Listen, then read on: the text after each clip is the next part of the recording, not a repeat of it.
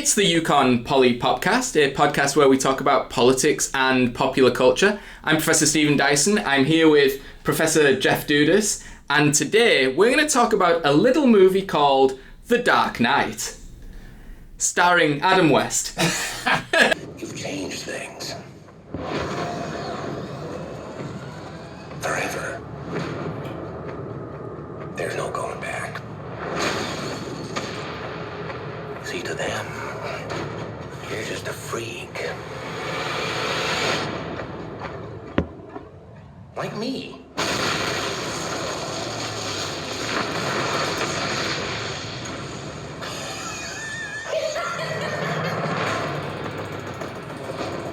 What do we got? Nothing. No name, no other alias. Clothing is custom. Nothing in his pockets but knives and lint. Evening, Commissioner. Why so serious?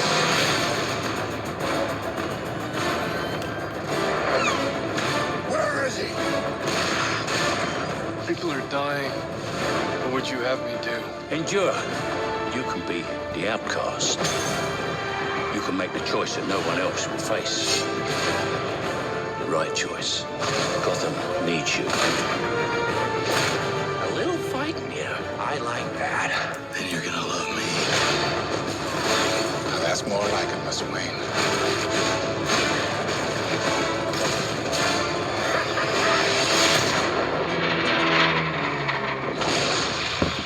It's all part of the plan. Come on, hit me. Let's put a smile on that face.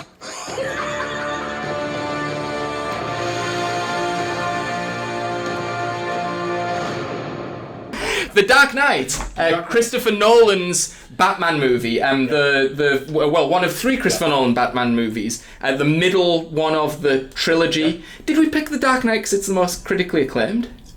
Probably. Yes. I also think it's the richest of the texts.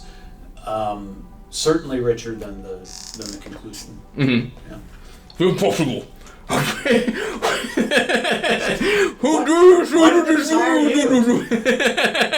could have saved him a boatload of money. I could have saved him. I'll do my. If you're very fortunate, I'll do my Michael Caine later on. A critically acclaimed movie, a very rich movie, a blockbuster of ideas. It's been called, and I think before we got deeply into The Dark Knight, we wanted to talk a little bit about Christopher Nolan as a filmmaker. I think a filmmaker that we both admire, precisely because he does do this kind of blockbuster of ideas type thing. In some of the research I was doing for The Dark Knight, I read in an edited collection a collection of edited. In some of the research I was doing for The Dark Knight, I read an edited collection of essays on Nolan's films, and the point was made that very few filmmakers are able to continue a sort of auteur project or a central theme once they enter Hollywood. And of course, Nolan started as an independent filmmaker and made films like Following, Memento. and then Memento, and then was handed increasing budgets and then a massive franchise, but retained some of his central themes and his sensibility. I mean, what's your take on the Nolan oeuvre? No, I agree. I mean, I think his... in a certain way, there's some reminiscence here to a much earlier British filmmaker, Alfred Hitchcock, right? Who has this spate of independent, colloquially British films, right, in the 1930s, and then comes to Hollywood and brings with him a kind of sensibility that then gets explored in a whole variety of different genre pieces, right? He works in the area of Gothic horror. He works, most famously probably in the area of detective stories, but he also works, kind of adventure type stories with North by Northwest, all the while retaining a relatively distinctive vision, and also, like Nolan, using a lot of the same actors over and over again. So I think there's some precedent for Nolan's ability both to maintain this kind of deep vision of continuity from his earliest moments and earliest films all the way through, but also this is, like Hitchcock, somebody who benefits from the structure of genres, right? And it makes Nolan unique in one way, but also there's a kind of continuity with earlier filmmakers in another way. Yeah, and I think that's an interesting point, that Nolan is a filmmaker who's worked across genres. I would say there's in several of these films there's science fictional elements, and of course in Interstellar an explicit science fiction text. It worked across genres. There's a sort of superhero genre we'll be talking about today. Kind of detective story with Insomnia. Yes, with Al Pacino, which is also a horror movie, right? It's kind of a gothic horror movie in a certain way. Yes, exactly. While retaining a central interest in, I think, time, the experience of time, the passage of time crops up in a lot of his films, like deception. So it's sometimes deception of the audience, but but while also trusting the audience, or explicitly while trusting the audience to, in the end, see through the deception and get the point of the movie. Also a sort of meta sensibility. I mean, a lot of people have read Inception as being a movie that's about the collective experience of going to the movies, a movie that's about shared dreams, which is a sort of old theory of what a cinema is. Right, that's the cinematic experience. It's the display of fantasy on celluloid. Right? Yes, exactly. I would make this point to you, that I think Nolan is not only someone who's very adept in different genres, but someone who probably needs to be working within a genre, and someone who really benefits from the discipline and the constraints that come from working within a particular genre. I agree, and if you look at Inception, which you just referenced, but also my understanding is Tenet, which I haven't seen, is the same, that when working outside of conventional genre boundaries, Nolan seems to have a tendency to get carried away with himself, that there's too many ideas that get presented. And it creates, while Inception might be an interesting experience, as a story, it's obscure, to put it kindly, right? And so he seems to benefit from these kinds of external constraints, or at least these expected constraints that have accumulated, right, over decades of storytelling, in Hollywood in particular. And that's not that unusual, right? You think about artists of all medium, not just filmmakers, but frequently musicians, other kinds of storytellers, really benefit from a kind of loose structure within which they can innovate. And Nolan strikes me as a part of that. Yeah, I think so too. And I mean, I know you haven't seen Tenet. I have seen Tenet once, and Tenet should be a movie that's sort of right up my street. I love that. I like Nolan. I love the genre that I think he's working in. It's also a kind of meta story, or it's like a movie about movies that's trying to do something formally innovative with what movies are. But Tenet gave me a headache, and as I was watching it, I was like, I know that I'm going to have to rewatch this for a long time, or a lot of times, to really understand everything that's going on. And usually I like movies like that. But I had no desire to go back to it and figure it out. It did not seem to me that the payoff would be worth it. And I think it's because Nolan was without constraint in that movie. And some of the devices or the technique that kind of dominated the story, the character, and certainly the message. Like, I couldn't tell you what the message is Tenet, what world it is critiquing or aiming towards, or society it's sort of pointing itself towards. And this is one of the benefits of genre, is that there's a through line that, almost like a life raft, that your audience has. And so he can be out here exploring a whole series of ideas at the periphery, or a whole series of sub-themes that do reward repeated watchings. And I think, as we'll talk about, I think The Dark Knight is one of these texts. But at the same moment, you're providing a clear through line and a set of expectations that derive from the genre conventions for your audience. And so long as you can hook the audience at the outset like that, then you've got a rich sandbox that you can explore, and your audience can go as deep as they want to. And the problem with Inception, and sounds like Tenet as well, is that there's no through line. Yeah. Or if there is, it's very difficult to pick out. Yeah. Yeah. Whereas with Interstellar, at points is a shot-by-shot remake of 2001. I mean, it's so deep into that genre, it's unbelievable. But yet a very affecting movie, I thought, and actually a very interesting story with a set of contemporary political resonances that were, so I think this... and a family drama at the middle of it that is easy to hook into emotionally. Yeah, I think so. Speaking of genres...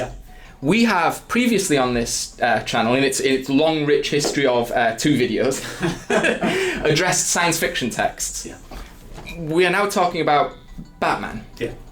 That ain't science fiction. No, it's not science fiction. It's fantasy of a sort. Okay.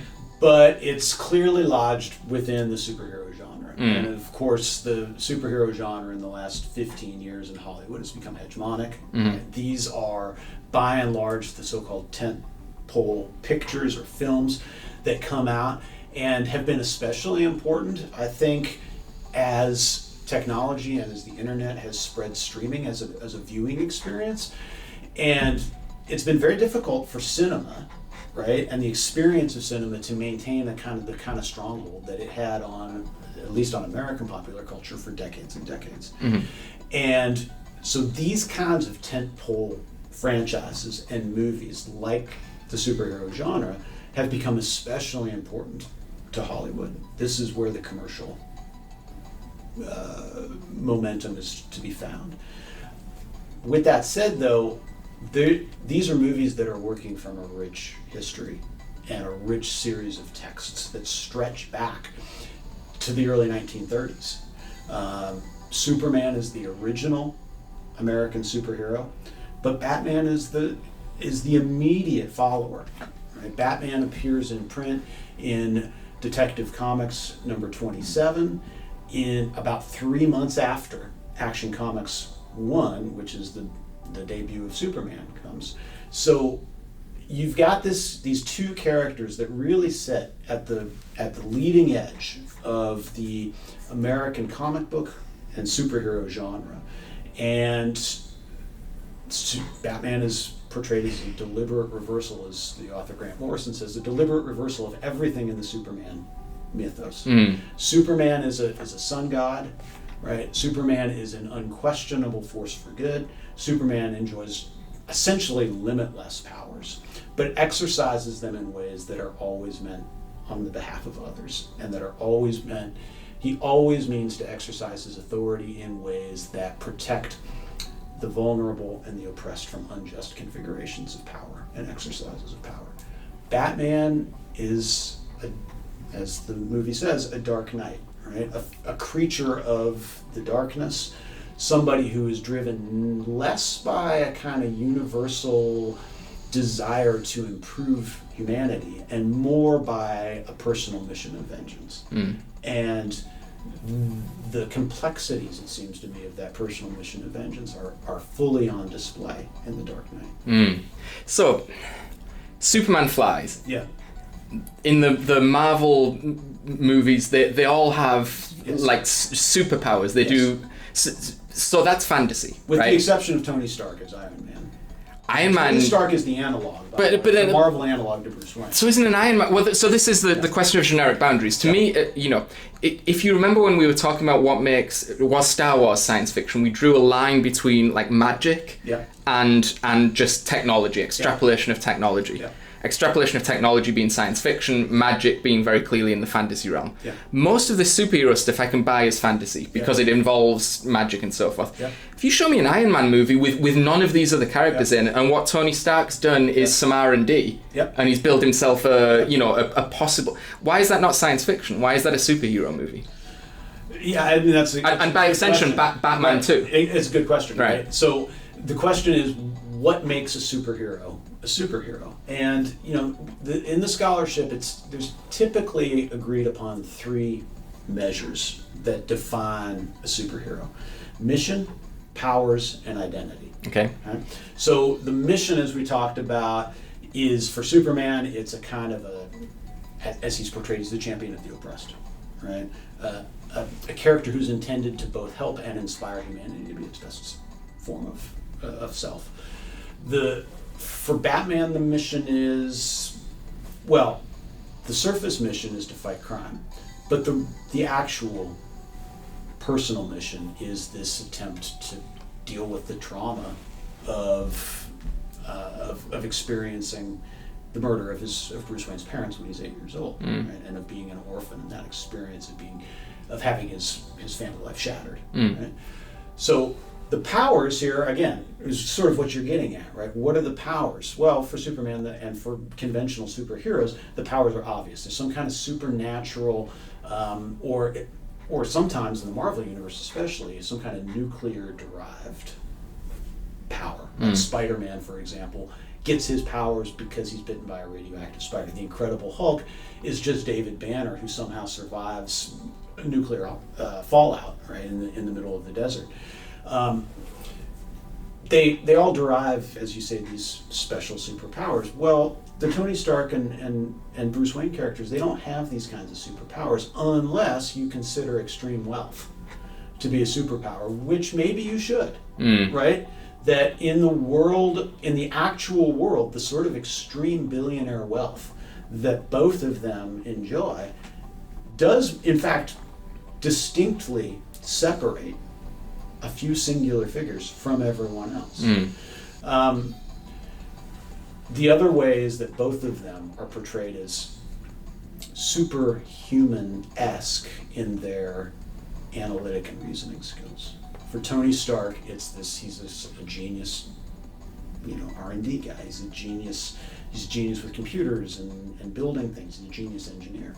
Bruce Wayne is portrayed, and Batman is portrayed as a master detective, right? The greatest detective who ever lived, right? Something on par with a character like Sherlock Holmes, right? So I think there's a way to relatively easily configure powers. And then the idea of identity, right? And identity is really secret identity, right? That these are characters who have multiple identities. They have who they are, right, in a non-heroic way, and then who they are as heroes. And conventionally, there's a lot of writers and artists have gotten a lot of play out of the collision of which is the real self, and which is the heroic self. Yes. Right? And we see Nolan plays with that as well in the trilogy. And then finally, I think the thing that allows us to imagine Batman as in the superhero universe is this constellation of bizarre supervillains that he encounters regularly. The rogues gallery of Batman supervillains is really unparalleled and unmatched. The most famous of whom, of course, I would argue is the most famous villain in American popular culture history, and is the main villain, of course, in The Dark Knight, which is Joker. Never start with the head. The victim gets all fuzzy. You can't feel the neck. See? So, I think we should get into our usual three-part framework, which is that we tend to discuss the way that these movies present politics on the surface, often through kind of analogical... Well, even before that, let me throw an audible here. So, let me ask you, right, the idea behind this podcast and the next one, which I won't spoil, but the sort of idea here was that we would each present to the other a text that we both really like a lot, and that the other person has been sort of, skeptical or neutral. Yes, I mean, I do remember having a conversation with you some years ago when you were going on and on about the Dark Knight and pointing out that it was a chap dressed up as a flying rat, and could there really be all that much significance to this movie? Right. And so I want to ask you, right? I want to know a little bit about your history with this story, and having come back to it, having not spent the kind of time that I've spent with it, what your kind of initial reactions or feelings were. Right. So, I had always disliked fantasy and kind of superheroes as a part of that because of my kind of deep interest and commitment to science fiction. And I'm afraid to say a fairly narrow, perhaps even narrow-minded conceptualization of what that is and what the purpose of it was. I think it's also important for everyone to remember that Batman, sort of Nolan and beyond, is a different beast, I think, at least in his screen representation, to Batman pre-Nolan. So what's the chap called? Is it Tim Burton? Tim Burton. Tim Burton. The Tim Burton Batman it's pantomime-ish, right? It's Danny DeVito.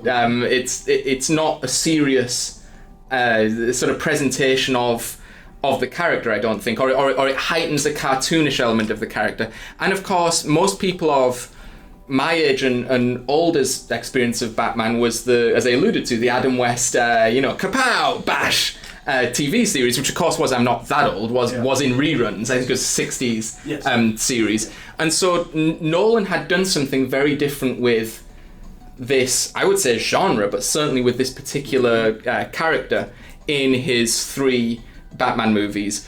And I had not caught up to what he was doing, I think, when The Dark Knight came out. I think it's, the thing has risen in my estimation, and I'm now perfectly happy to approach it as a very serious and important set of texts. I think the other breakthrough moment for me with the world of sort of graphic novels and comic characters and so forth is Watchmen. Which you will have to elaborate for me the intertextual relationship between those two things. There clearly is one, right? There's actually a character in Watchmen who's basically a Batman. A Batman type. Yeah, and Watchmen. I mean, I'm not telling anyone anything they don't know, but Watchmen is so fascinating. The graphic novel, and then of course the kind of sequel, or I don't know how we want to regard it, HBO series, is so interesting because it takes the superhero genre, for the large part, out of the fantasy and superpower realm. In fact, that's the very point, of all of the Watchmen characters, and makes very dark and very profound commentary about society, about people's psychology, about the masks that we wear, and a million other things in ways that were very serious, and also reattuned me to what Nolan was doing and what perhaps the other graphic novels that Batman is featuring is doing. Just to finish the point about Watchmen, the genius of Watchmen, I think, is the contrast of, the stripping away of the fantasy or magic element of most of those characters is so beautifully accomplished by the presence of Dr. Manhattan. Yes. as the one being with superpowers that contrasts so beautifully with every other character, which kind of shines a light on how they're different from normal superheroes. Well, let's dig in on this just a little bit, if you don't mind. Because the Watchmen, that's very interesting. So Watchmen is written and it's published as a serialized monthly 12-month special, written by Alan Moore, who's certainly one of the most important innovators in the area over the last generation. But Watchmen is paired historically and thematically. I think it's paired with Frank Miller's The Dark Knight Returns, which these two works appeared both at DC Comics, both in 1986, and they really work from. Obviously, they're not working with the same characters. They're not working from the same sort of fictional universe, but they're working from the same kind of backdrop of taking and I think really heightening the gothic horror elements of what was then contemporary America, sort of Reagan era America, and portraying those things as an environment in which you could get the kind of bizarre and strange characters that we see in the Watchmen universe and that we see Bruce Wayne being portrayed as. Right? And there's a straight line that connects Christopher Nolan's take on Bruce Wayne and the kind of Batman universe with the sorts of stories and the style, the Dark Avenger presentation of Batman that begins with The Dark Knight Returns in 1986 from Frank Miller, and then kind of continues along that line over the next couple of decades. And The Watchmen is the same kind of thing. Now, I think Watchmen as a novel is better and more accomplished than The Dark Knight Returns from Frank Miller is.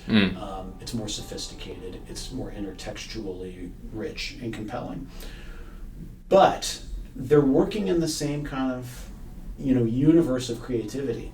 And both of them stand, I think, for the critical possibilities of the comic book genre and of the superhero genre, which is a theme that Nolan, I think, really digs into himself. Yes. Yeah. Okay, good. Yeah. Now should we dive into Yeah. our usual three-part structure? We usually try and address these texts by talking about politics as they appear on the surface of the text, sometimes by, analog and an allusion to things that were going on at the time the movie was released, and maybe we would update the readings in terms of things that have happened since. We then look to some of the mythological structures that maybe are in the background of the text, before finally diving to the deepest of levels, the critical level, and what story is this movie telling about society? What is it critiquing? What is it pointing towards? Let's do it.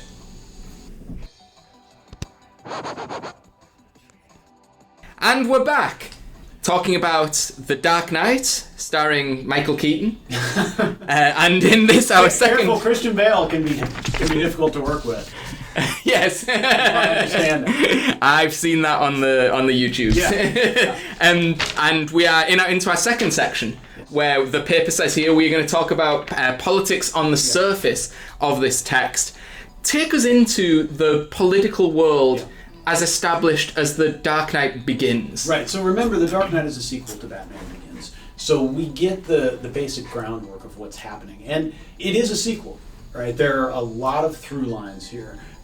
It's, on one hand, The Dark Knight is a standalone movie, but I think, as you rewatched the series, it does function as a sequel as well. I watched all three. I just thought it was necessary to see indeed. See the story from beginning to end. Yes. I've already seen all three quite a few times. But anyway. Congratulations. Yes. I'm glad you were able to keep up to speed. Yeah, I'll get there. Yeah. So what we know about Gotham City at the beginning of The Dark Knight is that it is a city that has been essentially, under attack by Batman, or at least the corrupt elements, right? Which really revolve around these series of deals and connections between organized crime families and Gotham's civic institutions, particularly its elected officials and its law enforcement, right? And so what we know from Batman Begins is that Batman has really been waging this war on the ties of corruption in Gotham City. And while on one hand there have been successes, right, what we also know is that actually Gotham City is in worse shape after however long it's been that Batman has been operating than it was before, right? While Batman has succeeded in destroying, for example, the Falcone crime family that starred in Batman Begins, actually what he's done is inadvertently lead all of the other crime families in Gotham to organize and to align with one another and to go international.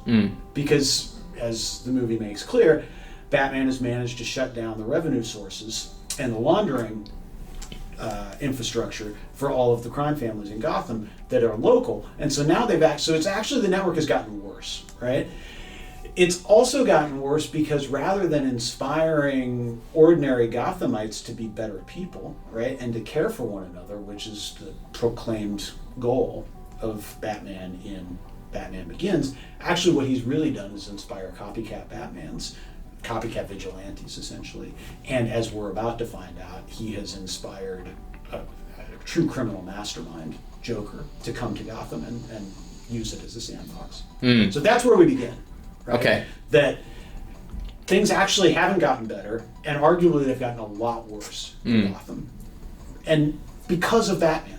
Right? That's essential, I think, to Nolan's vision here, is that this stuff hasn't just happened. It's because Batman has come onto the scene. It's because this kind of preternatural vigilante force has come in and has prompted these sorts of very negative reactions. So Gotham's in bad shape at the beginning of Dark Knight. So it's a troubled polity. Right. all of its institutions don't really work particularly well. They don't work.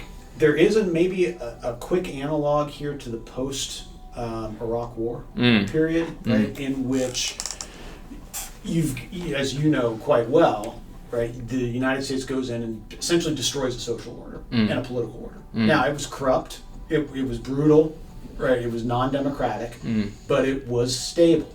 And that's what Gotham City is like in Batman Begins, at least in the beginning. It's a stable order. It's brutal, it's corrupt, it's undemocratic, it's absolutely not egalitarian, but it's stable, right? And so just as, the Bush administration goes in and wipes out a stable order, which then prompts something that actually turns out to be much worse, right? This kind of civil war and sectional and factional conflict that really destabilizes the entire region. So too in Gotham City has what has emerged from this kind of from Batman's shattering of the stable social order much worse. Right? So there are, I think, surface analogs there with things that are happening in kind of early 21st century. It's definitely a movie, as were many movies of this era that exists in this post 9/11 space. Yeah. And I think it is one of the there are many downsides to being older, but one of the great benefits is you've lived through different eras, and it is startling to remember just what that era felt like and just how much it suffused popular culture. And you think in The Dark Knight of the hyper-militarized, I was going to say the hyper-militarized police force. It's actually Batman who injects explicitly military technology into this circumstance. I mean, there is the very funny but also quite telling line where the police person is trying to call in what the Batmobile looks like, and he's like, he's in a black tank. And it's exactly what that is. So Batman is injected in spite of all these like no guns and no killing. You're right. All the technology is all military-industrial technology. Yes, it's all stuff that the Wayne Industries has developed, intended for military use. Right. And then the other great kind of 9/11 analog is sort of the pervasive surveillance state. And a sort of great plays made of Batman like turning everyone's cell phone into a like microphone and a camera. And of course we actually know that was what that was happening. That was what the National Security Agency was doing. And this was not at all a fantasy situation. It's a situation that existed then, and I think we have to assume existed now. Exists now, sorry. Yes. Hello, President Biden. Although we are rather putting this on YouTube, which sort of defeats it. President Biden, if you could leave a comment and like the video and subscribe to the channel. And if you do that before... You have a sneak preview. Yes, I was going to say, if you do that before it's posted, you will have proven our point. So that really is kind of suffusing the Dark Knight, as it did many movies of the time. It would be interesting to I'll cut that, because I was going to say it would be interesting if someone made a Batman movie now. Would they do this? Because someone just did make a new Batman movie, because in every off year there has to be a new Batman movie. So one of the amazing things, given all this surveillance, is the invisibility of Joker, the lack of a past, of a trail of... Exactly. Completely identity-less. Yes. Right? Which is, I think, a really sharp turn of storytelling by Nolan here. Because you're right. This is a world in which everything is known and everything is seen, and it's going to get worse, right? Batman's going to make it worse, explicitly make it worse, right, by the end of the movie.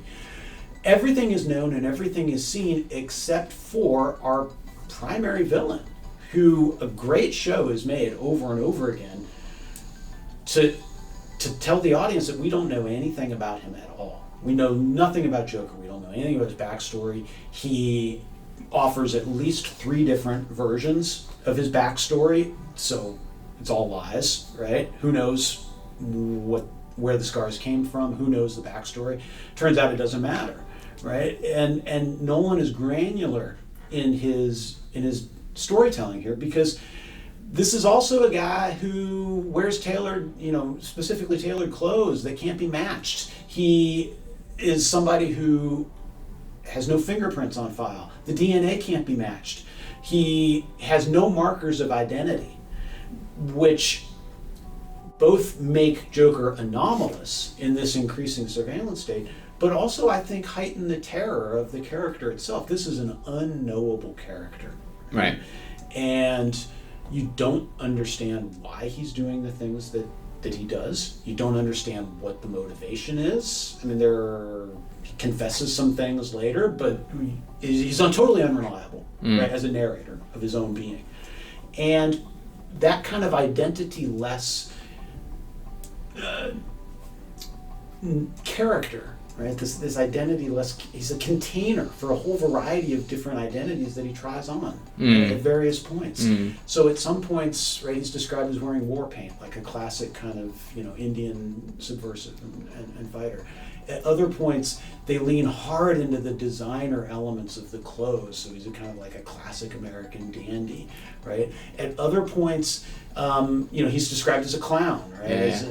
Which leans into the sort of the theatrical element. A sexy nurse at one point. He's a sexy nurse, right? And there are lots more. He's a corrupt cop at one point. Like, I don't know did you pick up on this when the assassination attempt? Yeah. Right. So that's Heath Ledger. That's Joker, right? Yes. Without the makeup. Yes. It's the only time, by the way, that I am aware of that Joker has ever been presented on screen without makeup. And of course, the other thing to note is, right, as the movie goes on, his makeup gets more and more drained. It's less and less and less until by the end there's almost no makeup left. Right?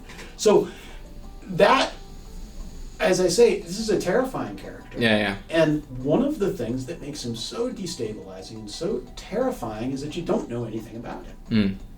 Which is, again, a shocking moment in this kind of surveillance state environment. Right, and is the most shocking thing for the American surveillance state is the notion of someone who can genuinely exist off grid. I mean, that's almost more threatening and more alarming than anything that he actually does.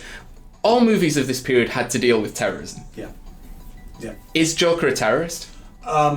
So that was definitely one of the popular lines, right? We can go back, viewers can go back and look at Rotten Tomatoes, which is one of my favorite sites, just because it does such an effective job of aggregating critical reviews. So you can go back and you can look at the contemporaneously published reviews of this movie, and that was a very commonly made point, right? That this is a movie that deals with the explicit threat of terrorism, and that Joker is a terrorist a la Osama bin Laden.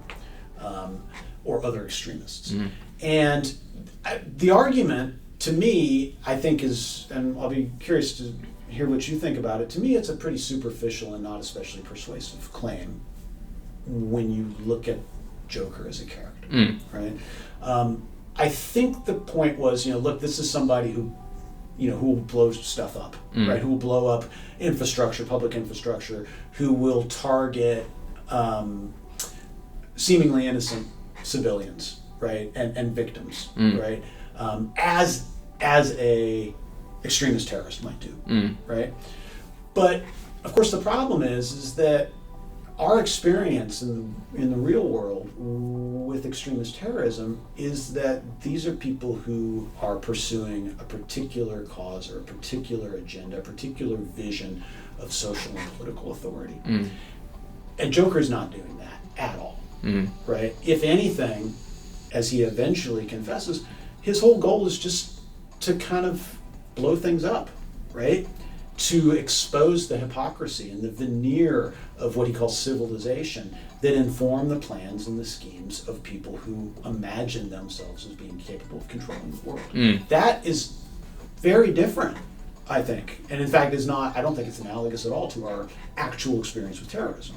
Yes, I mean, of course, in the post 9/11 era, if you worked in political science, you suddenly discovered that every political scientist had to constantly have a definition of terror. We had to define what terrorism was because all the classes had, and the definition was acts of violence, which the Joker does, but explicitly directed towards forwarding a political ideology, an alternative vision of the society than the one that presently exists, and that, as you say, is not Joker. It doesn't seem to be Joker. Yes. Right. And the other thing is, right, these are not actually, it turns out, random acts of violence at all. right? These are, there's very specific, Joker's targets are very specific.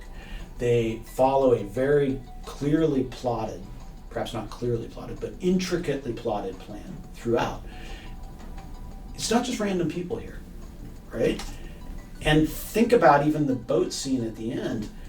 Like, the goal is to get the random people to kill each other. Yes. Not for him to do it. Yeah. Right? I want to talk about that. Yeah. The boat scene. Yeah. Because this is a thing that I would imagine has been shown in many political science class, and probably philosophy as well. Like, it's a very, like, what do they call it? The trolley experiment or something? That thought experiment. Prisoner's Dilemma, isn't that? A Prisoner's Dilemma is yes, of course. Okay. So there are any number of philosophical slash strategic thought experiment to kind of exemplify here. This is one of the most direct, I think, political allusions that's out there. So I'm interested to know your reading on it. I would point out that these two boats are not just the Prisoner's Dilemma, because the boats themselves contain an internal political structure. Yes. So it's quite interesting, right? They're not just two groups of citizens. There's one group of citizens in franchise that hold a vote on what they should do, and then there's one group of prisoners who've lost the franchise, and they don't hold a vote. They're like led by a strongman, and fascinatingly, they both come to the same conclusion. Right. Which there's a message there somewhere. There's a message there somewhere, but they come to the same conclusion for different reasons.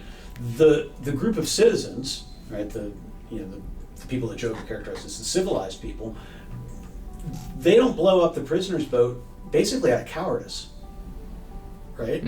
Whereas the prisoners don't blow it up out of some sense of, some kind of sense of morality. Yeah. Right? It's meaningful that on the prisoner boat, the prisoner who takes the trigger and throws it out the window then immediately goes to a group and begins to pray. Yes, I was going to say. So they come to the same conclusion, but they come to them for different reasons in a way that inverts expectations. Right. And inverts, I think, the social hierarchies that seem to be occurring on the surface, and which ironically actually bolster Joker's ethos. Yes. Right? Which is that, as he famously tells Batman, when the going gets tough, these civilized people will start eating each other, right? And that's, in fact, what appears to be happening in miniature, or about to happen in miniature on the boat. Whereas the prisoners, it turns out, I guess, I don't think Joker cares about this, but if one were to imagine him as a sort of a critical, progressive kind of figure, this goes to his point, right? That these are the losers, the people who, according to plan, right, have found themselves in a lethal situation on that boat, but who end up being just as, if not more, ethical, right? Yes. Than the winners. Right. Yeah. Right. More politics. Is Joker an anti-capitalist? Here's why I say to cut you off. To cut you off immediately. Yes. Let me give the preface to the question that I should have given before I just pop the question out. He says all these like anti-capitalist things, like he's on mockery of capitalism. He says to the collection of criminals, he says something like, our venture is primed for aggressive expansion, and then he's sort of mocking the striving of joy. We're going to have tryouts for this news. He burns a giant pile of money. In some sense, the most terrifying thing is that he doesn't care about money, right? He's a person not only with no identity that isn't legible to the surveillance system, he's a person who's not buyable by the capitalist system. Exactly. So is that the right reading of Joker? He's an anti-capitalist? Yeah, I think that's fair. Okay. This is, remember his major problem, or at least as he explains it, as he articulates it, to the existing mob bosses, is that all you care about is money. Right? And so the infamous next statement is, I'm going to show this town a better class of criminal. Now, what's interesting here is that who else doesn't care about money at all? Bruce Wayne. Yes. So Bruce Wayne is a billionaire playboy who could not care less. Right. He's constantly blowing massive amounts of money on being Batman, but also on the facade of being this kind of, rich playboy. So he's constantly doing stuff like buying hotels, just for the imagery of it. Yes. Or, absconding with, buying out the entire Russian, ballet, right? Yes. Just just for the imagery that it creates. So I think that's right. Yeah. I think there's an anti-capitalist reading of Joker, but more interestingly and perhaps subversively, there's also an anti-capitalist reading of Bruce Wayne. Yes. Right. That is destabilizing. Now it comes from a different place because the Joker is kind of making mock of all systems of quote civilized society. Mm-hmm. Bruce Wayne is, at least as I read him, it's almost a British disdain for money that comes from having so much, and the classy thing to do then is to disdain the analog I kept thinking of with Christian Bale's portrayal of Bruce Wayne in particular, and in particular in this movie, was James Bond. Yeah, that's how Bruce Wayne reads to me. Like, he wears the best suit, but he wears it sort of with disdain, and he travels in the best way, but he's not actually interested in this. And there are all these women everywhere that he's that are seen as entirely disposable, and so that seemed to me to be. Is that a common Bruce? Is Bruce Wayne James Bond a common linkage that's drawn? Or? No, it's not. It's not. But that portrayal of Bruce Wayne as the kind of disinterested playboy is. Yes. Right? And the idea that this is all a pose. Yeah. And that he doesn't care about any of that his girlfriends are disposable. I mean, in fact, in the Batman series, he doesn't even, he shows no affection whatsoever to any of these these kind of supermodels that are on his arm. Yeah. Right? They're very clearly just for picture taking. Yes. Right? To maintain the facade. Right. That Bruce Wayne is this kind of disinterested billionaire playboy that nobody would ever imagine capable of being Batman. Right. So I wanted to put to you a quotation here from Justine Toh, who's written about this movie in particular, and the quotation is essentially Batman in the Dark Knight is a regressive Reagan throwback, the hard-bodied representative of a neoconservative political regime that regards its body politic as the great unwashed, where citizens are incapable of governing their own affairs and need a strong conservative leader. Was that your reading? No. I think it's a fair, that is a pretty common intellectual argument about the superhero genre as a whole. And for example, the current Amazon series, The Boys, leans hard as parody, right, into that notion of sort of the desire for superheroic adventure as a desire for authoritarian control, and authoritarian control that can pretty easily verge into kind of a fascistic desire for authority. I think what's happening here is different than that, and for example, what evidence is there in Gotham City that in the Dark Knight that democracy can't be trusted to ordinary people, right? In fact, the evidence is the opposite, right? That people are systematically denied the ability by the forces of corruption and authoritarianism from actually being able to be a democratic polity, right? Moreover, the claimed desire for a kind of hard-bodied representative of a neoconservative political regime ignores basically everything that's happening in the movie. It ignores the story entirely because when Batman does all that stuff, it makes things much worse. Yeah. Right? This is not a form of exercising authority that makes society ordered or harmonious. It doesn't make it clean. It makes it worse, right? So I have a hard time with this text. Yeah. And in this universe, imagining that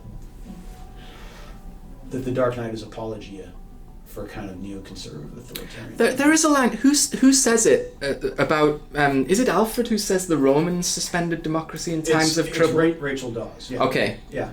Okay. And the point, of course, the next point is then, that was the end of democracy. Right. She's not endorsing that position, right? Harvey Dent is endorsing that position, but Harvey Dent is also. We already know that he's a dysfunctional character from the beginning. Yes. Right.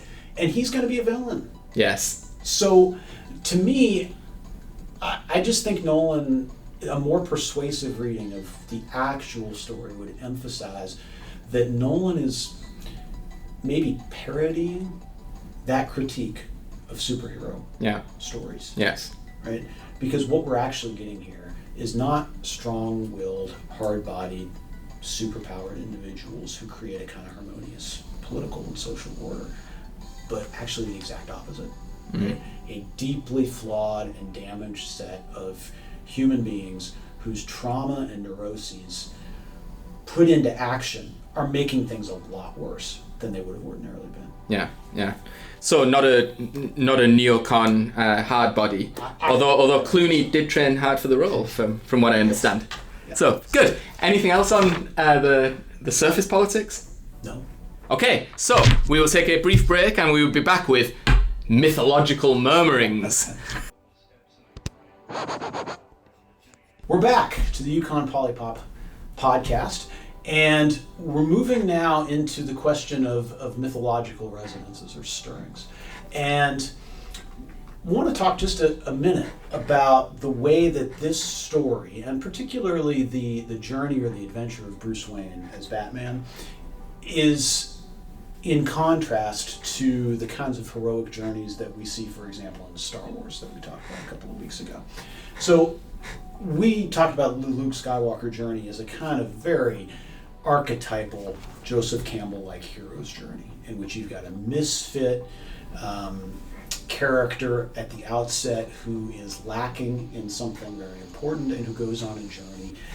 And then at each step of the way, there's self-revelation. At each step of the way, there are growing moments of maturity and self-sacrifice. And what you get eventually is a fully formed, mature, adult human being who is analogous in fiction to a heroic character. A classic kind of archetypal storytelling. I don't think that that's what's happening in the Bruce Wayne character at all. And in fact, it seems to me that the Batman story is a specifically American story because it's a story of a vigilante. It's the story of someone who is working out traumatic moments in their lives, but who is not engaged in the same sort of mission of self-revelation as the kind of classic Luke Skywalker character is, or other types of heroes' adventures. In fact, the Batman character as a vigilante is somebody who is consistently counter-subversive, right? Somebody who is consistently portrayed as fending off existential threats, both to their own body and to the body politic or the social order. And so here it's important, for example, in The Dark Knight, that Joker is portrayed consistently as this subversive force, somebody who exists and whose mission it is to destroy everything, to destroy the social order. And Batman is counterposed against this as this kind of counter-subversive weight who attempts to maintain a social order, but that is characteristically a social order that is unjust, that is frequently corrupt, and that is certainly inegalitarian. To me, this makes the Batman character more reminiscent of a kind of classic Western, American Western hero, like, for example, the Ethan Edwards character portrayed by John Wayne in The Searchers. Right? Somebody who is seen as a disruptive but ultimately stabilizing force, disruptive of particularly corrupt elements, but eventually stabilizing in the sense that their action will contribute to the maintenance of the social order as a whole. Now, what I think is interesting maybe to think about is how does this character, how does this tradition even of sort of vigilante social action and political action, how does it read to somebody who didn't grow up in the United States? How does the superhero genre as a whole come across, right? Are there analogs in British culture to the kinds of things that we see here in these types of characters? Are these kinds of mythological resonances, in other words, cross-Atlantic? It's a very interesting question. It's a very difficult one to answer, largely because the British childhood, as I experienced it, was suffused with American popular culture. And so it does become, in a globalized world, it does become very difficult to separate out the cultural traditions of a Briton from an America, and I'm sure that's true in France and Germany and other countries as well, because American popular culture is so dominant that in some senses the American myth becomes almost a global myth, or at least a Western myth. So there's that point. I'm not convinced there are analogues in British culture of the superhero. Right. It does seem like an American genre, albeit one that doesn't read foreign to someone of my vintage, because you grew up so suffused with American popular culture. I told you Batman was on all the time. The kind of Adam West series was on. How would it relate to... I think maybe interestingly, it didn't resonate for you. Yes, no, that's true. But then Star Trek did. So I don't know if that proves the point or doesn't. Yeah. I fear I would almost be relying on cliches of what Britain is and would be in order to try and distinctively identify what's American about Batman and how it would be different in Britain. I find also that the only analogue that I can think of is James Bond. Yeah. And I'm not sure it's in the same genre. But James Bond is a distinctively British, close to superhero figure. I mean, he does physical feats as implausible as those performed by Batman, and there's the same kind of high technology and so forth. James Bond is always fighting foreign enemies, so you made a lot of like counter-subversion. The subversives in Batman are native to Gotham, right? These are all creations of Gotham. Penguin and Joker and all these individuals are kind of bouncing around Gotham, whereas Bond would constantly be taking on a Russian or the foreign mad scientist from rarely a British. I mean, it's true in the Craig ones there were occasional kind of stories of a sort of subversive whatever the chap's character was, the security person who's trying to take over the Four Eyes surveillance or whatever it was called. Well, the guy who plays Moriarty. Precisely. And this guy who plays Moriarty in the Yes. Sherlock. Yes, exactly. Is internal to the British Isles. I think the chap's actually Irish. Okay. So there's that, and it's a very American preoccupation, perhaps of the Cold War era, the early Cold War era, the counter-subversion. It's probably not a surprise that the Craig era James Bond movies, which are post-Cold War, are much less invested in international enemies, right? And feature, I mean, just quite a few of them actually. Feature domestic British. Doppelgangers, most famously from Skyfall, the Christopher Plummer, is that? Yes. Yeah. I don't know if that's true. Christopher. Yeah. Anyway, we'll. The guy that was in Django Unchained. Yes. Okay. Yeah. Okay. We'll cut all this. I don't know. I don't think we're right. Anyway, what is not British about Batman? Let me try and answer the question in that way. Okay. Batman tries too hard for a British superhero. Okay, why is Bond a British superhero? It's because there's a certain effortlessness and elegance about what he does. Batman is working really hard. For the Brits, that is not a superheroic quality, right? The superhero quality is a sort of insouciance and you win the fight and then you crack the kind of one-liner and you have a martini and you just ruffle off your suit and that's a very British thing. The actually trying hard without ever admitting you're exerting any effort whatsoever would be necessary, I think, in a British superhero. Here's the other thing, and I think it's particularly true of the Nolan take on Batman. The kind of psychoanalytical, inward-focused, I'm working out my trauma, I'm trying to become a full human by this excavation of my childhood. Very American. in this cliched sense. I'm not saying that it's good to be, that way and stuff, but for, I think a British superhero would not have been so internal. Because this is the great British fear, is of any sort of inward self-examination, and especially the kind of what would be seen as a narcissistic performance of internal trauma and involving other people into it. That is much more, again, these are all cliched overgeneralizations, that reads much more easily, I think, to an American audience than it would to a British audience. Now, the one character that we haven't talked about, right, who's famously British, is Sherlock Holmes. Yes. So I wonder if the analog is more in the kind of hyper-rational detective problem-solving Yes. elements that Yes. we get of the Bruce Wayne character than in this kind of, more conventionally American kind of working out of trauma Right. and action and muscles. Well, and Holmes is wit and intellect, and I know you said Batman's like the master detective. Right. I have to be honest, that wasn't what I got from the note. He's very good at fighting. Yes. And I agree he's intelligent and so forth, but it hadn't occurred to me that he's I think that's something you're bringing to those movies from your prior understanding of for sure. of Batman. Yeah. And it's very telling now you bring up Sherlock Holmes that the what was seen as the great innovation of the Guy Ritchie, Robert Downey Jr. Sherlock Holmes was the fighting kind of prowess. Yeah. Well, of course, Robert Downey Jr. is an American. This seemed to me as an American take on that character. Sure. But at the same moment that the Guy Ritchie movies are coming out, we've got the BBC Sherlock shows. Yes, Benedict Cumberbatch. Right? Yeah. And that is not the portrayal. Right. He's not physically incapable. Yes. But that is definitely not what makes him so distinct. And unusual. Precisely. And and the other thing that I do think there is that might resonate between these two characters is the relationship of hero to archenemy.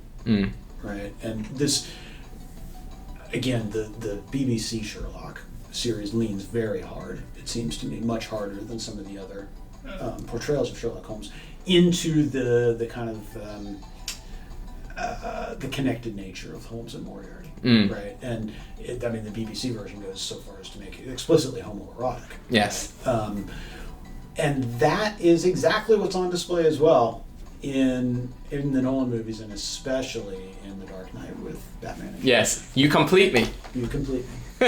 Which, as you pointed out to me when we were when we were kind of pre-gaming this, the line where the Joker says to Batman, "You complete me," is kind of a takeoff or a parody of Jerry Maguire, the famous romantic comedy with Tom Cruise and Renee Zellweger, and that's something she says to him. He says to her, right? And this is the big moment. This is kind of the climax of the emotional climax of the movie. Yes. I love you. You complete me. And he goes into this overwrought, kind of very emotional kind of seduction move, really. Yeah. And of course, Tom Cruise. Overwrought. Yeah. And of course, I mean the thing that's, so everybody remembers that, you complete me, and then Renee Zellweger's response is, "You had me at hello." Yes. Right. So this is an explicit throwback to that movie, and contemporary audiences may not get that because I don't think Jerry Maguire is aged very well. I don't get the sense from our students that this is a touchstone. No. For them, in the same way that something like Friends is. Yes.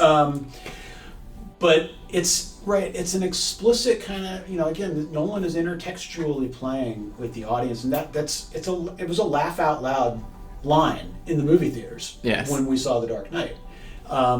Because you've got this highly traumatic and very tense interchange. I mean, in many ways, it's the core of the movie of The Dark Knight. It's that interchange, the personal meeting between Joker and Batman, and he's right in the middle of it. You get this kind of highly comic moment that's explicitly a throwback to to a character, a ridiculous, overwrought character. Yes. From Jerry Maguire.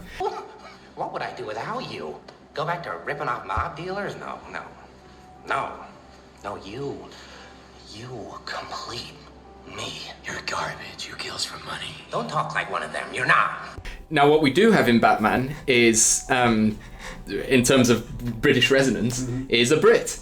Yes. And the most stereotypical what is a Brit? Well, they have butlers, don't they? So it's Bruce Wayne but again, to a British person, this is Bruce Wayne the American trying so hard to be a gentleman, right? Well, how would I be a gentleman? I don't know. How am I going to do this, be a gentleman kind of thing? I'm going to get a butler and a British butler. I'm so glad that it only took 3 episodes for you to do your American accent. My American accent. And then here is Michael Master Wayne, Yeah. I will not bury another Batman. No. If you go back out. Now, Michael Caine, when he was younger, Now our audience his wants voice to was know. up here, Our audience and then he wants got to know older, and his voice got deeper and deeper and deeper. What region is that accent from? That is a London accent, a Cockney accent. Now, is that high or low London? Michael Caine is a working class. Okay. It's working class, working class. Cockney. So Alfred is clearly someone who is from the working class, but and has been born to this kind of Which, by service. the way, articulates nicely with the current TV show Pennyworth, Yes. which is this kind of early history of the Alfred character in London. Right. He's explicitly a working class character. Yes. Yeah. As Alfred said to Batman when he went overboard with the explosives, "You were only supposed to blow the bloody doors off." So. But let's It's just talk. So obligatory in a Michael Caine movie to do that So what do you impression. make of the Michael? I mean, there's, to me, in The Dark Knight, there's a soliloquy that Michael Caine offers, that Alfred offers, that gets at the heart of really what this movie is about. But what do you make of that character, other than the kind of, as you say, the moments of in which Bruce Wayne is being portrayed as this kind of wannabe aristocrat? Yes. It's a very cliched portrayal, and especially because Michael Caine has such a distinctive actorly presence. I mean, just to actually act, I don't think by this point in his career he's just doing the "I'm Michael Caine, I'm going to say these lines in this way." So I suppose that's how it reads. I mean, British people don't have butlers except for like the super rich, and a super rich would not be such a narcissistic tryhard as Bruce Wayne. Right. So that's the the constellation of cultural influences, I guess. Although it turns out that Alfred is the one who's constantly pushing Bruce to be more tryhard, yes, rather than less. Right? Yes, so he's pushing him to be, in your terminology, more American rather than more British. Yes, right. Well, but because he's a British character written by Americans, I would say. Yeah. Now, of course, it seems to me that the most important moment for Alfred, really in the entire trilogy, I think, is this monologue that he delivers about the jewel thieves. Right? So it's a throwback, right? We know that Alfred has some kind of military history. Right? Yes, I know what you. Yes. Right. And so there's this moment in which he is discussing with Bruce the character of Joker, and Bruce clearly doesn't understand. Yeah. Who Joker is. Yes. Right. Because whereas Alfred has encountered an analog, and Alfred's clearly been deployed in kind of colonial service, and they'd been hunting a jewel thief, and they were completely kind of bemused. All of the usual tactics for capturing or killing this person had failed, and they were bemused by these kind of giant jewels turning up in the hands of children. Yeah. And it turned out that like Joker, the jewel thief Alfred had encountered was not actually interested in the money and and he was just giving away the jewels to the children. And Bruce says, then why do it? Right. Yes, but Bruce also says, like, why? How did you deal with it? Well, eventually he gets to that, but first, right? He says, "What? Well, then why did he do it? Right? What if he didn't want the jewels and he wasn't going to sell them, right, or barter them? Right? Why did he want them?" And Alfred says, "He does it for good sport." Yeah. Right. Yep. It was enjoyable. Right. Right. That if and this is when he says to Bruce, he says, "Some men, right, can't be bought, they can't be bullied, they can't be reasoned with or negotiated with. Yeah. They just famously want to watch the world burn." Right. Now, that is, as will turn out to be, almost spot-on depiction of who Joker is. Yes. Yeah. But it also turns out to be a spot-on depiction of Bruce Wayne himself, who also, as Joker will eventually say, is incorruptible, right?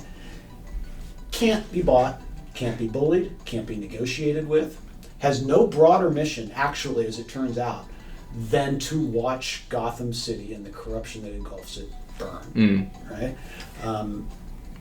And so it turns out when Bruce later asks Alfred how they dealt with how did you beat the jewel thief? We burned a forest. It turns out Bruce is perfectly happy to do that. Burn Gotham down And his version of that, of course, is the cell phone surveillance scheme. Right. Which is, I mean, as destructive, if not more, than anything Joker does. Right. Yeah. Yes. Good. Anything else in this mythological section? Okay, so this concludes our section on myths. We're going to come back in just a second and address the final and deepest level, the critical level. I probably shouldn't have taken a drink while you were doing that.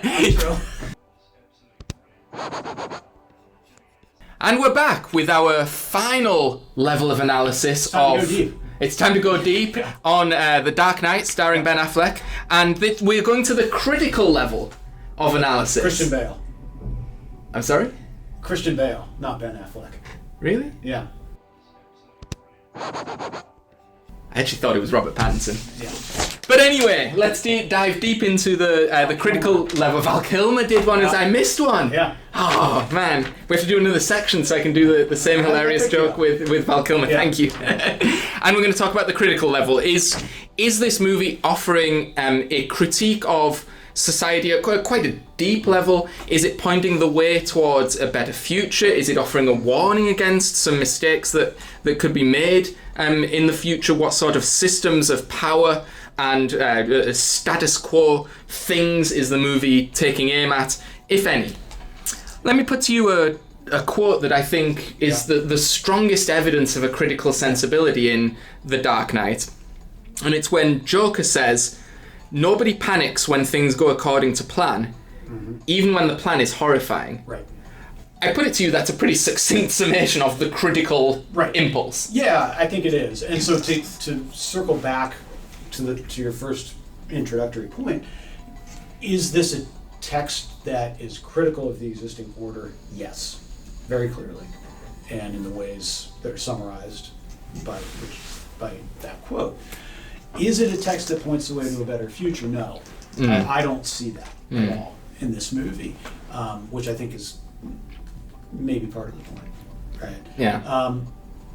Nobody panics when things go according to plan, even when the plan is horrifying. Right. So, to the extent that Joker has a kind of political impulse, that's probably it. It's probably summarized right there, which is, and he alludes to this at various other times, right? He refers to, the civilized people in air quotes, right? He's not impressed, in other words, by people who occupy positions of authority, either social or political. He talks about, Joker does, that this is all kind of a veneer. It's all kind of a hypocritical veneer in which people pretend to be moral, pretend to be ethical, pretend to care about maintaining just forms of order, but they actually don't, right? That it's all self-serving or made up of insecure people. He talks about the schemers, right? And interestingly, he equates schemers with the people who run things, right? These are, scheming has a poor, as you know, it doesn't have a great connotation, right? Yes. A schemer is somebody who's Like on the make. Yeah. Yeah. Right. On the make, a con person, some sort of looking for marks, right? But here, Joker, the schemers that he's referring to are people in power. Yes. Right. Elected officials. Right. Members of law enforcement. The judicial order. Right. All of whom The Dark Knight and Batman Begins before it make very clear consist of a lot of very corrupt people. Yeah. Right. And so nobody panics when things go according to plan, even when the plan is horrifying. Those are the plans he's talking about that are horrifying. Yeah. Right? And there's no more horrifying plan, it turns out, in The Dark Knight than the fact that Gotham's power centers rely upon a vigilante to go out and do all their dirty work. Right? To routinely violate legal procedure, to routinely violate the rights of the accused and other victims. And in fact, in the end, right, to violate the privacy rights of literally every resident of Gotham City. That is the most corrupt possible alliance that a political order that portrays itself as being committed to law and order could possibly make. Even worse, really, in Joker's mind, than the ties to organized crime. So this is the plan that is especially horrifying, right? That the the maintained social order is relying upon unhinged violence in order to perpetuate and maintain itself. That's the one that he's trying to blow up. I think. That's the horrifying plan. But nobody panics because that's what's expected and because it's serving power. Yes. Right? Yeah. And it's very much the kind of slowly boiled frog, right? The temperature things just get minutely worse Right. day on day, and the citizenry never perceives itself being boiled alive and jumps out the saucepan. Exactly. And when it gets bad enough, then they bring in this kind of heroic vigilante figure. Right. I mean, it's really important, it seems to me, that the movie is very specific that there is an alliance between law enforcement and civic authority in Batman. Yes. It's not that they tolerate him anymore. The Dark Knight, he is effectively a de facto member of Gotham City Authority, of the Gotham Civic Order. And that is, from Joker's point of view, and I think he's actually pretty persuasive on this, completely intolerable, right? It harkens back, and again, embedding it within an American tradition of elected and civic official authorities relying upon unofficial power and violence in order to maintain the status quo.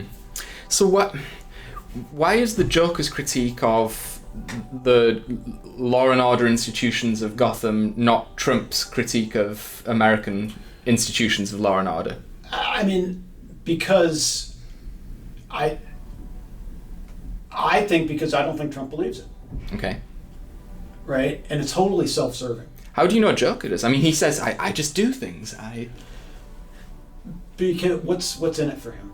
Okay. What's the material gain? Mm-hmm. I mean, we know that he doesn't care about material gain at all. He This- doesn't care about status. Yes. He has no larger vision for how to order things. He's not Right. interested in running things. I know that Right. he destroys the organized crime families and then takes their foot soldiers, but that's not because he wants to run organized crime in Yes. Gotham. It's just to further his plans of destroying the social order. So this was again a follow-up question I was about to ask you, but you brought it to the fore. To offer a critique of society, to be a critical theorist, usually means being an ethically engaged actor, and you're doing this for some purpose, right? You're not just trying to tear down the existing order. You have some notion of justice in mind, even if it's not a fully specified alternative. Or there's the belief that by tearing it down, something better will come, like a cleansing fire. Yeah. Okay. So is that? So I was going to say, which, by the way, is the League of Shadows ethos from Batman Begins. right? But what? But is it Joker's? Like, why does No. Joker care? I don't think he does. Okay. So why is he doing it? What's his impulse? This is what makes it so terrifying. Yes, an you don't impulseless know. man who nonetheless is You don't know. relentless. I mean, he claims himself to be an agent of chaos, Yeah. who just does things and doesn't have any plans. But of course, that's a lie because the entire movie features nothing but intricately plotted plans from the Joker. Yes.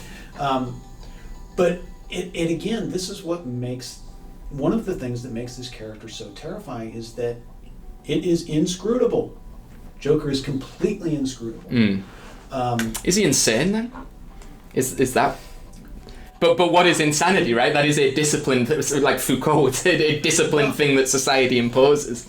Yeah, right. Sanity is, As I mean, harkens back to that final moment of the interaction between Joker and Batman when Joker is kind of dangling off of the office building, and he says something to the effect of, "Madness, as you know, just requires a push," right? And so, I think that's part of what's going on here is that Joker finds meaning in the madness, in embracing the madness, in embracing the kind of chaotic character of what is possible. There's a certain way in which Joker is an advocate of radical human freedom, right? Doing stuff without constraints, without worrying about order, just doing stuff, right? And the mission of exposing the kind of hypocrisy and the thin veneer of ethics that inform social orders, presumably all social orders, that's where the meaning and joy is found, right? This is why this is a character. I mean, he's very clearly enjoying what he's doing, right? Now, does that make him insane?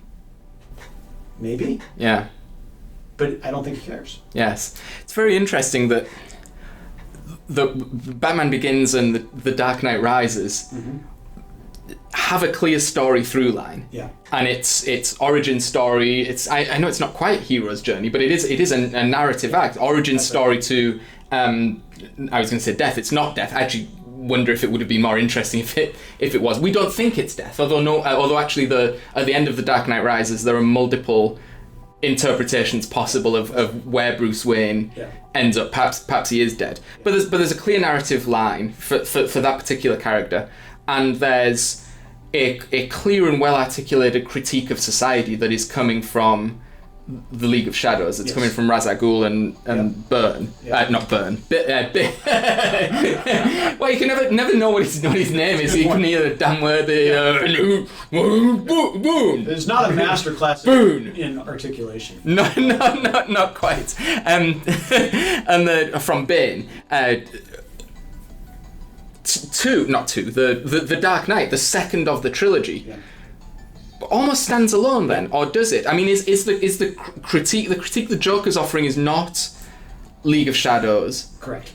Is Batman moving as a character in that movie? Is his narrative moving? I mean, 1 and 3 almost the companion pieces, and 2 is just a kind of exceptional standalone. I think that's a good point. Okay, because there's a certain way in which 1 and 3 fit together and 1 and 2 fit together. But 1, 2, and 3 don't really fit together very well in exactly the ways that you're articulating. Dark Knight could have been the final movie of the Nolan adventure with Batman, and I think it would have held up really well. Yeah.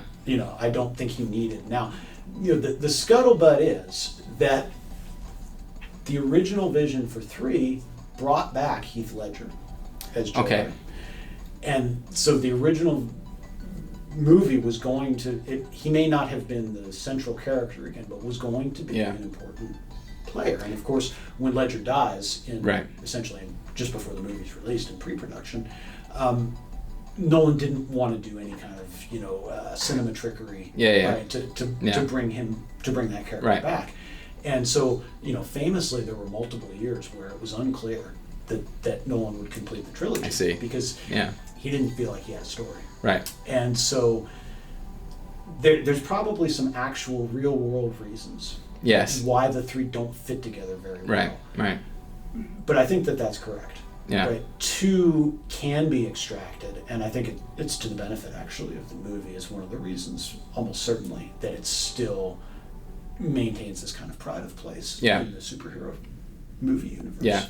And on Joker coming back, that would have made a lot of sense, because rather famously, Batman never defeats Joker, and he can't if the interpretation of Joker as a necessary consequence or double or whatever of Batman is to hold, then Joker must be as perpetual as Batman. That's right. That's exactly it. And and famously, none of the villains in the Batman universe ever die. They go to Arkham Asylum and then break out. And then break out and get released or whatever. Right. And they're all the major Batman villains are intended to be dark doubles of some facet of Bruce Wayne's personality. Yes. So Two-Face, for example, right, the Harvey Dent character, right, is supposed to literalize Bruce Wayne as secret identity. Yes. Right, that he's both Batman and Bruce Wayne. Harvey Dent, I should say, is Two-Face, just literalized, right?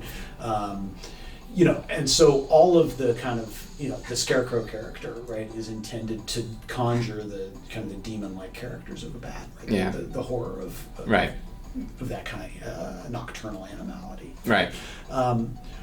But Joker is the one. Right? Yes. Joker, and I think Nolan is very clear on this, as have been a lot of the creators in the Batman universe, very clear that the essential Batman villain, the villain, so to speak, is Joker. Is Joker. Right.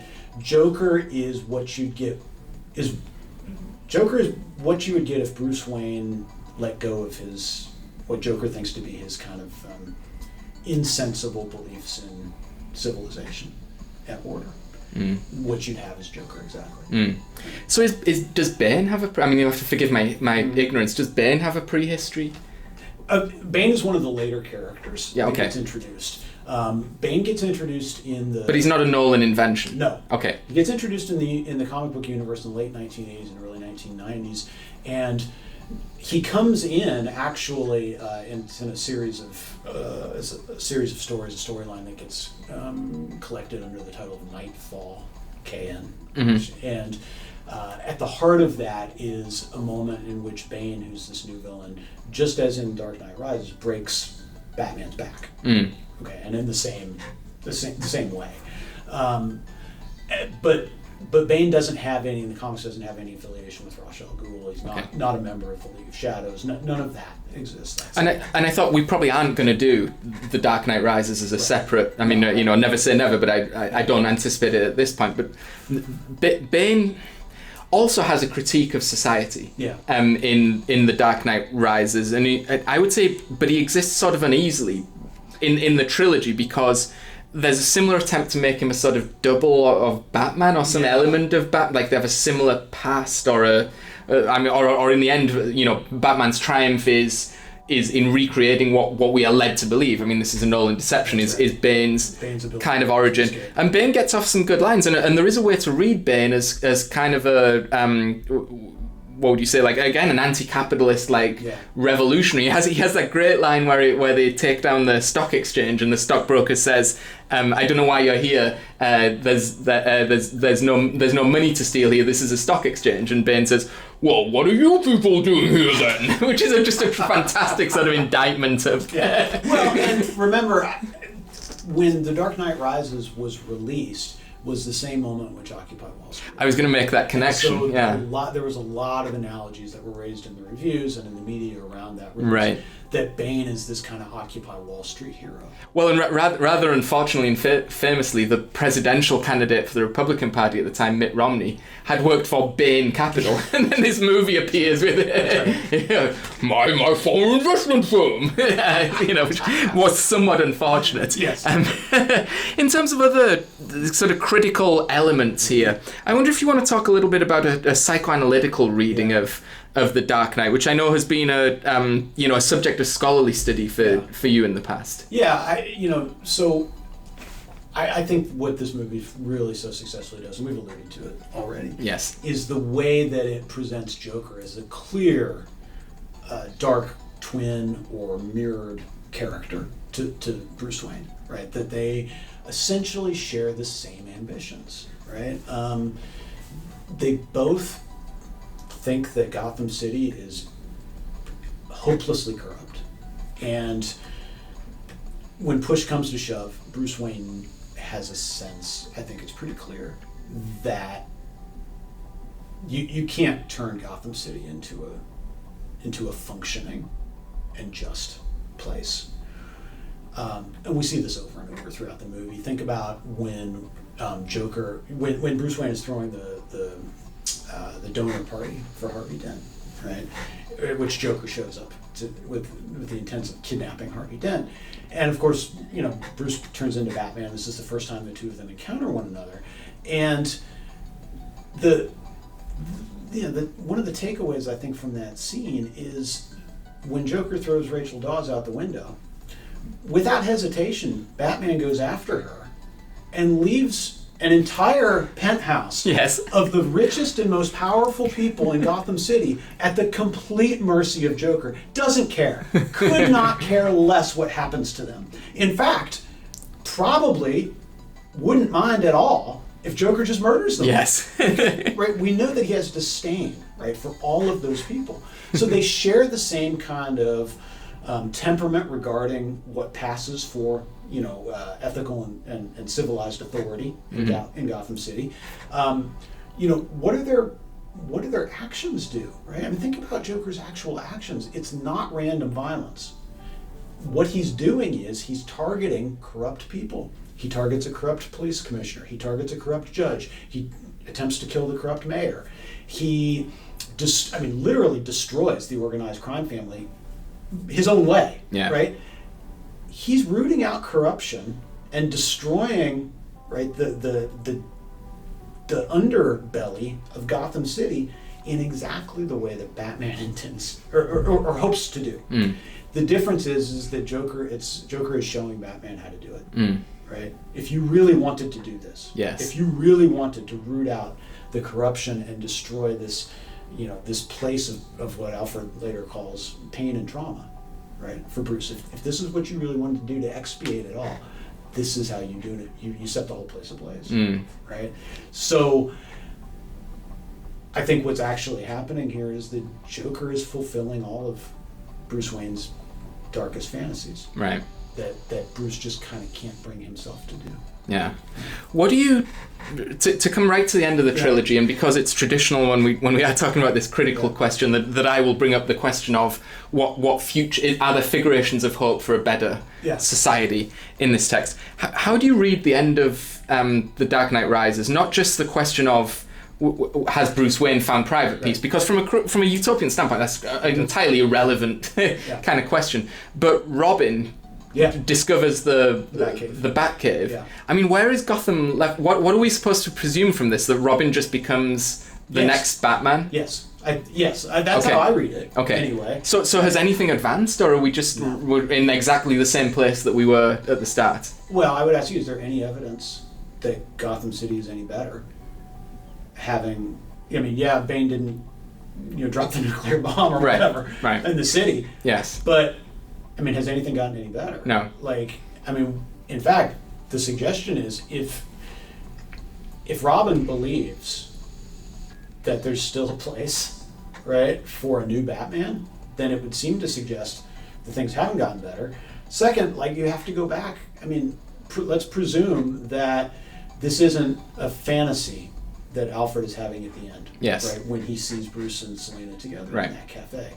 Let's presume that's real. Weird romance, by the way. Weird romance. We can get into that. But let's presume that that's real.